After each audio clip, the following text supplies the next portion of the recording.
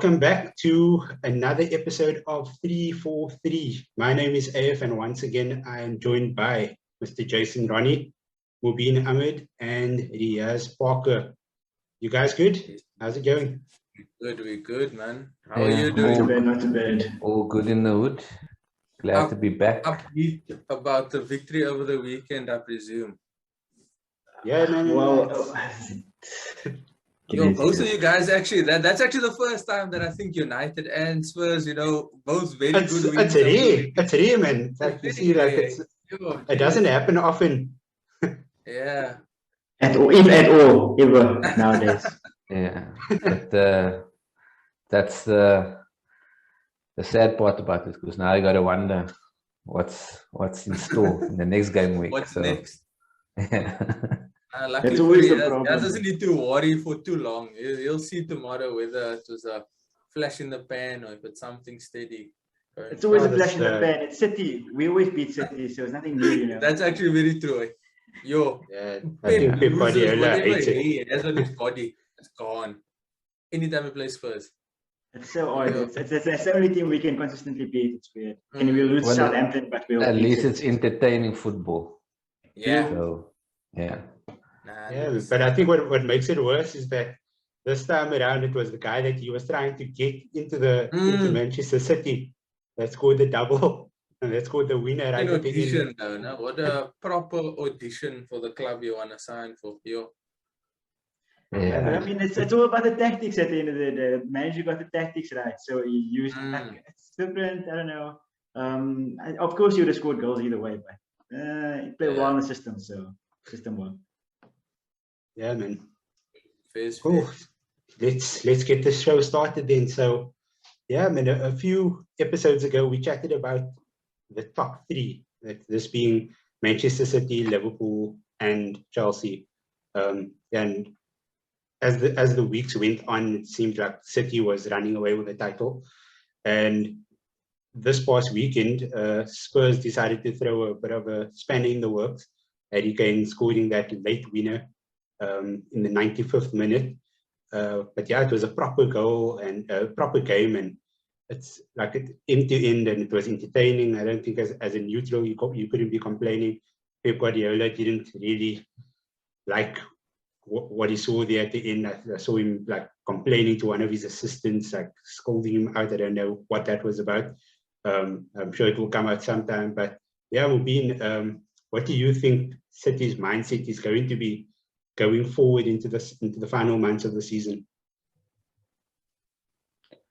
Yeah, look, I think Pep is an experienced campaigner in the Premier League now. I mean, he showed his skill over the past 4 or 5 seasons, and he's got a capable squad. I mean, majority of the squad that's currently they have won 8 titles under him. With regards to the Premier League. So I don't think this is uncharted territory for Pep and the squad. It is closer than what I thought it would be, looking back maybe 3, 4, 5 weeks ago when the gap was around 13 points or something like that. So Liverpool obviously pushing hard and getting results and chipping away at that deficit. But it's going to be a close race. We've seen it to City before where, they have stumbled. But in my humble opinion, I think they have enough in the tank. Bar United, they've got one of the better squads in the league. And I say Bar United because even though United have a biggish squad, they're just nowhere near to where they need to be. But because of City squad, I think that might just get him over the line. And like I alluded to earlier, that Pep is an experienced campaigner and he knows what needs to be done to win that title. But in the same breath, he's won quite a few, and I think he wants the Champions League. So I'm not sure if he'll focus more of his attention and more of the squad to getting a Champions League run, but that's the one thing that's eluded him at City thus far, and I think he would want to get it this season. Yeah, no, I agree, but actually I agree to a certain extent because I think Pep is he's a serial winner. He's going to want to win everything that's put in front of him. You saw how happy he kept on being, winning the League Cup year after year after year, and it basically became associated with him and his team that the League Cup is a sort of a Manchester City Cup over the last few years. And you could see he was visibly disappointed when they ended up being knocked out of the cup. So I think the Premier League as well, like he has been dominant in the Premier League for the last few years, and he's not going to want to lose any ground on that. He's still going to want to develop or take Manchester City to that point of like chilling with the big boys in like Premier League titles in the double digits. So yeah, but like yeah, definitely he still wants the Champions League, but I don't think that's going to put him off on the Premier League front. I think he's still going to want it really bad, and he's going to make or Liverpool will probably make it tougher for him. Yeah, you guys have any input on that? Yeah, man. Look, it's interesting because I think losing the Champions League final last season in the fashion that they did, I think Pep almost psyched himself out, playing a very different team that you would normally play in that final. And I think Tuchel got all the tactics right. I think City, with their history not being as extensive as all of the other top four clubs, you know, he's obviously wanting to add, like you said, more of those Premier League titles, more of them in. But if there's ever a squad, I think, that can do both the Champions League and have a good quality run, as well as having good quality Premier League run, I think it has to be Man City, because take out Bernardo, throw in Marius. Take out Foden, throw in Jack Grealish. Okay, Jack Grealish maybe off the field, things are like happening for him, but yeah, he's got a squad. Obviously, he's assembled over quite a few years now that can compete on both fronts. And yeah, I mean, if he's gonna have to sacrifice FA Cup, I think he's okay with that, and get the Premier League, Champions League, potentially get that as a double. That's magic stuff, and I think he further cements himself as one of the greatest, if not the greatest manager of modern time. Yeah, so it's interesting. It definitely will be interesting these last few weeks. Yeah, that's a really good point there, actually, about the squad depth and the fact that they can challenge actually on both fronts, and they can challenge very strongly, like on both fronts. So I guess that would just put it all on Liverpool, I suppose, because even though City now have dropped points and whatever the case may be, it's still difficult to see where the next time they're going to drop points. Where's the next time they're going to drop points? Because they have such a high standard for themselves every week, and how they play every week. It's unbelievable. So while Liverpool also on current form, like they're also playing very well, title race is kind of back open, I guess. But yeah, the Champions League, I think, is what Pep really wants, like really wants. But in saying that, like Jason said, he has the squad to do both. So we'll see how it goes. Yeah, interesting, man. But Jason, how much motivation does the result this past weekend against Spurs give Liverpool? Yeah, look, it's obviously there was a stage where I think Nikita was on, and she had mentioned that she felt it's completely done. And whilst I agreed with her at the time, I think maybe on reflection, you actually realize that it's never really done. And yeah, some people say that it's all for the spectacle, you know, certain decisions go certain ways and stuff just to make it exciting. But I think Liverpool have done really well. Out of their last 6 games, won 5, drew 1. I think it was against Chelsea, maybe it was a 2-2 game. Have picked up gradual points. I think Liverpool most of the fans want that season where they won the league so emphatically. And what you have to understand is these last 3 seasons, they've been playing at such an extremely high level that it was, I think it would be virtually impossible to continue in that fashion. So whilst they are winning, it's not up to the standards that Liverpool fans had for these last few seasons, maybe 2 seasons or so. But yeah, man, it's really open. I think City have Man United on the 6th of March, which is an interesting game. Liverpool then go to City on, I think it's game week 32, maybe it's early April, which mixed in with international break, mixing with Champions League might be an interesting game. But if Liverpool are able to win their catch-up game, which is, I think it's coming in game week 29, then it's Thursday. like perfect. Then it's No, Wait, Thursday. no. Liverpool's not playing Thursday, man. Yeah. No, they're playing Wednesday night against Leeds. Yeah, Okay. Wednesday night. Tomorrow. Yeah, Sorry. Wednesday night. Yeah. But then they've got. I know that because I another triple double. captain Salah. So Oh, okay. that's why. Okay, perfect. Yeah. I actually skipped that this week. Surprise. But anyway, if they win it, then it just comes within 3 points. And then suddenly, if both teams continue on that trajectory, come that 9th April fixture, it's going to be mad, actually.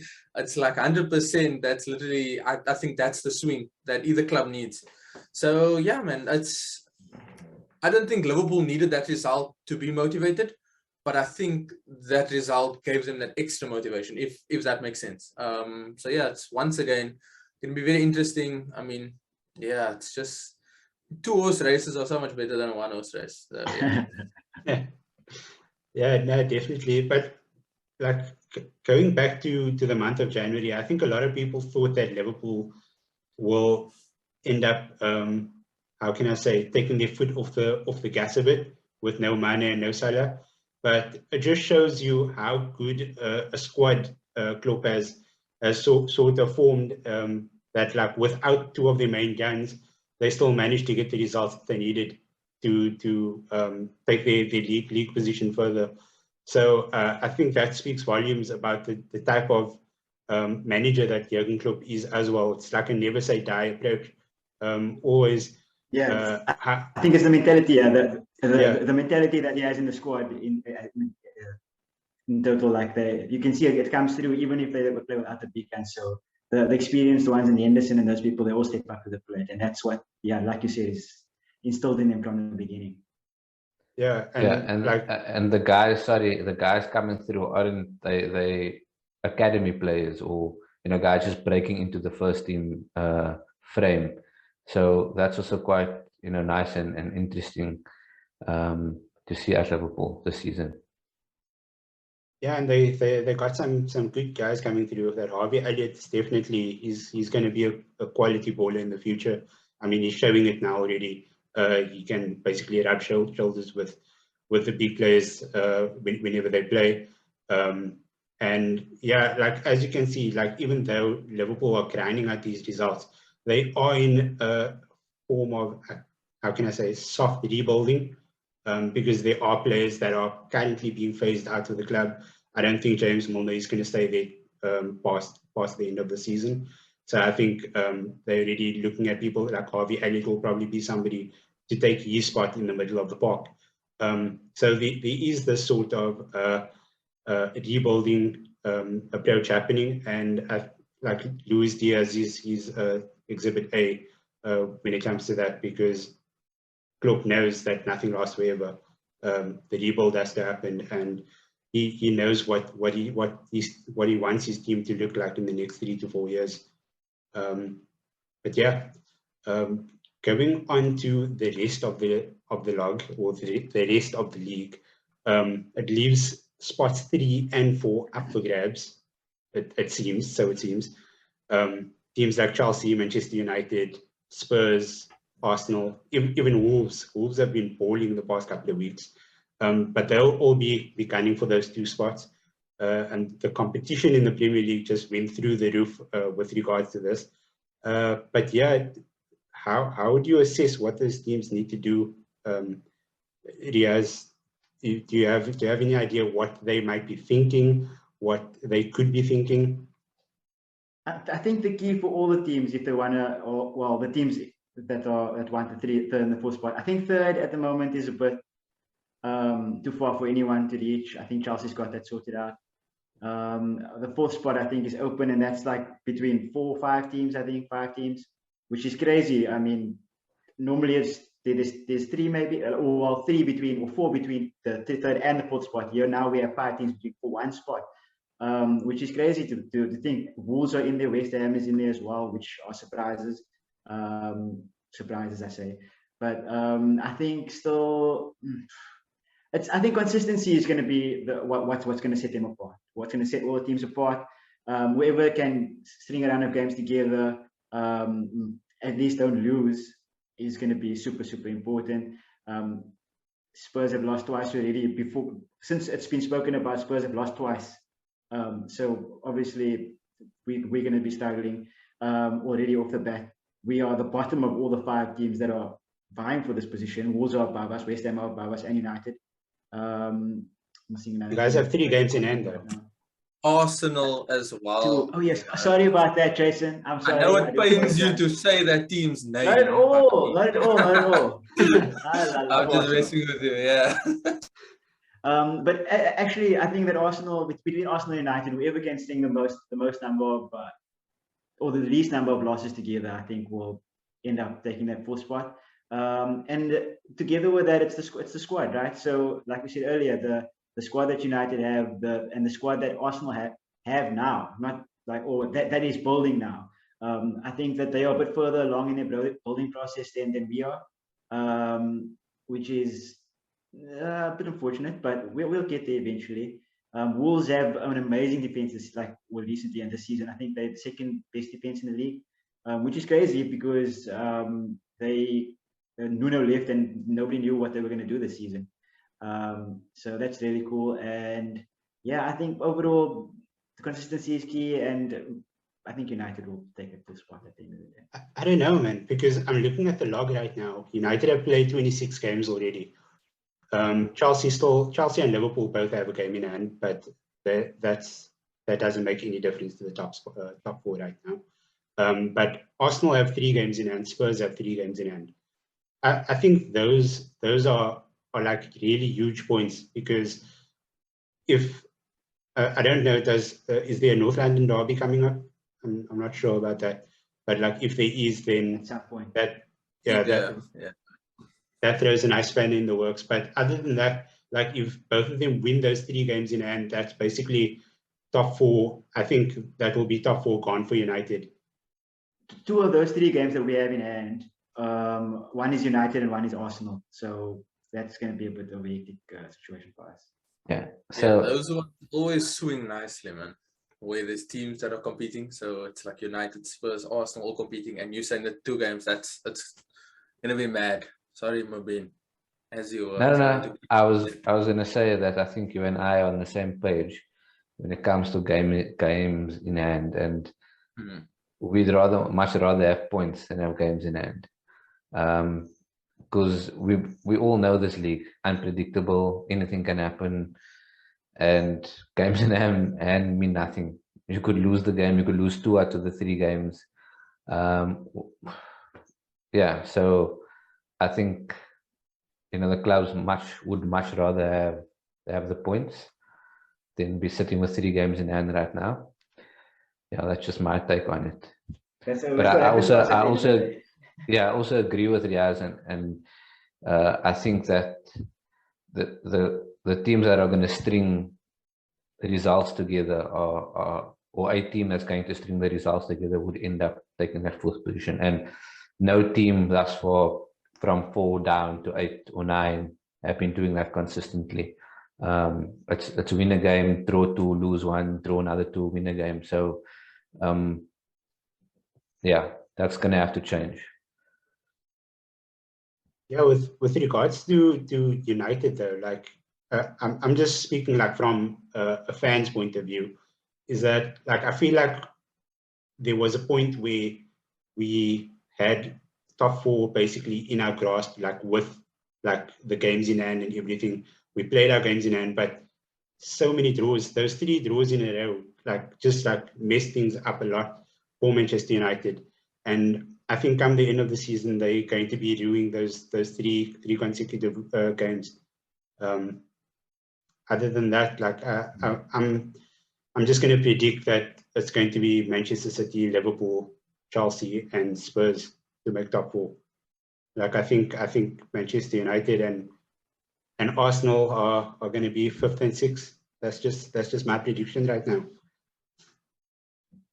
No, I'll ignore that. And I think why Arsenal maybe have somewhat of a better chance. And I mean, I say that with a little asterisk next to it. We have nothing else to play for. Out of the FA Cup, League Cup's going to be wrapped up now. We've got weeks on weeks to just literally prepare. So whilst we play against 11, and recently it's been against a few dubious referee decisions, I'd like to believe that we can push. What is that? I was going to say now, you're still starting every game with Granit Xhaka in your lineup, so that's immediately a disadvantage. He's like probably one of the biggest ironies of it all, because on his day when he just does what he needs to, then suddenly the team plays well. We see Thomas Partey playing very well, but then the next game he'll pull somebody's shirt and then he'll talk back and then he'll kick somebody over the like above the ball and then he's off and then he's such a cost. So I think he's uncertain about which Granite wants to show up on the day, and it's literally like a flip of a coin, I think.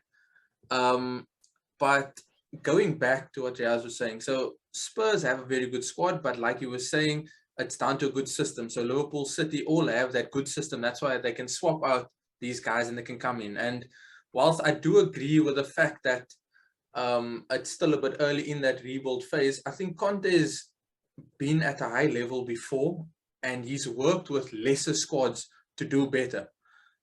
So I think Spurs will run it pretty close. I think United are the agents of their own demise. It feels like while you say Granit Xhaka is playing for us all the time, let's look at the 80 million pound elephant in the room that starts and holds the captain's armband. Yeah. So whilst you have him, I think there's always a chance for other teams. And I say that after he used his head and he scored over the weekend. And then he did that slide looking at the crowd and turning his back, showing his name to the crowd. Yeah, what are you doing? Exactly the same when he was playing for England after he scored the header and then he was doing that thing like all of the haters like, bro, you trash. And okay, it's easy for me to say that I'm sitting here in Cape Town not doing anything. I play fives once a week. He's playing at the highest level. But yeah, man, look, there's certain things that as a professional footballer you should probably have. But yeah, I think all teams have a chance as long as Harry Maguire is starting. That's a bold claim, but I want to stick to it. And yeah, I think we had mentioned previously that it's about consistency. Riyaz alluded to it again. It's literally just stringing those wins together, and it really doesn't need to be pretty. I think people have been maybe like wool's been pulled over their eyes that you have to win the league or you have to qualify for these spots, doing it very like attractively. I don't care if you score a 90-minute winner. I'll be stressed, but my team will have 3 points. So at the end of the day, I'll be happy and I'll be there. So yeah, it's as exciting as the top two race is. I think Riyaz said it best. There's 5 teams going for the 4th spot, which is a Champions League spot. Although 5 and 6 gives you Europa, it's not the worst, but everybody wants the Tuesday, Wednesday football than the Thursday. So yeah, it's gonna be hella interesting going into this last few weeks, man. And we need more players, so we need to qualify for the Champions League in order to get some players. It's literally, that's the cycle, you know. You have to get the players and then you have to get the football, but you need the football to get the players, and it just goes around like that the whole time. Yes, I've got a question for you. If you guys make top 4, you qualify for the Champions League, right? Antonio Conte says, okay, I'm going to stay here for the next 5 years, for example. Does Harry Kane sign an extension till the end of his career? Unfortunately, well, maybe not end of his career, but he will probably resign. I think that if Conte stays, Harry will stay. If Conte doesn't stay, I think Harry will leave. Either way, I'm okay with it because he was supposed to be gone already. So, you know, it's all good. It's nice to still have him, though. I will say that much. Through gritted teeth. But yeah, it's interesting, the transfer. So it also depends on how much he really believes in the project that we're going to be having. If Levy backs Conte, if all of those things, so much things have to go right and wrong for him to stay or go. So if Conte stays, I think he'll stay. If not, I think he will leave. Yeah, no, like I think if Levy doesn't back Conte, then he's out the door, definitely.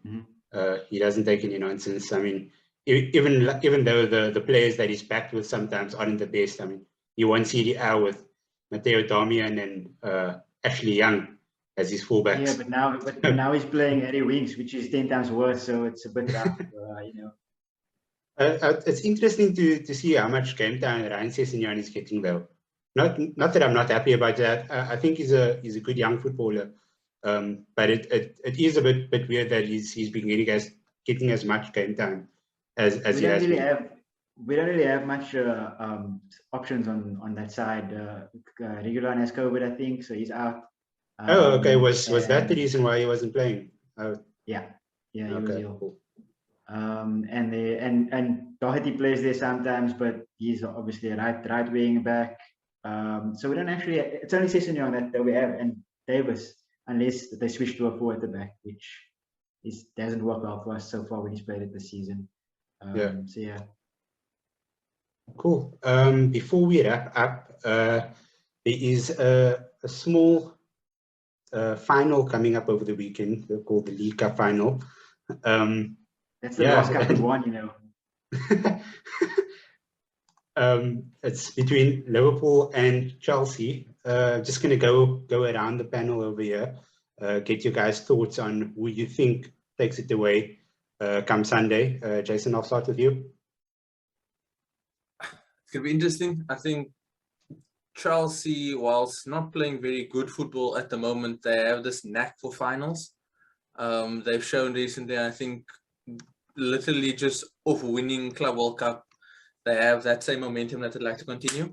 I do feel, however, that Liverpool might be a bit too strong for them, and I'm thinking of Liverpool 3-1. Interesting. Mubeen? That's me. Yeah, much as it pains me to say it, I'll probably say Liverpool 2-0. It's based on current form. Yeah. 2-0. I guess I was actually expecting to be. I wasn't expecting to be the only one to say this, but I think that Liverpool have to lose somewhere, and at some point, I think those losses will come in the Champions League and in the and this one year on the weekend. I don't think they'll lose in the league anytime soon. So I think Chelsea 2-0 Chelsea. Okay, I'm hoping for a nice little penalty shootout. Kepa Arrizabalaga being the hero once again. You know that guy ordering managers to let him stay on. Yeah, so I'm expecting it to go to penalties. And yeah, Chelsea lifting that trophy. But yeah, like I'm excited for it. It's been a while since we've had a nice entertaining final. So I'm hoping that's all it turns out to be. But yeah, any final words before you guys before I wrap up? This is 2 weeks in a row for me, so we're on a streak officially. Let's make it a hat-trick next time.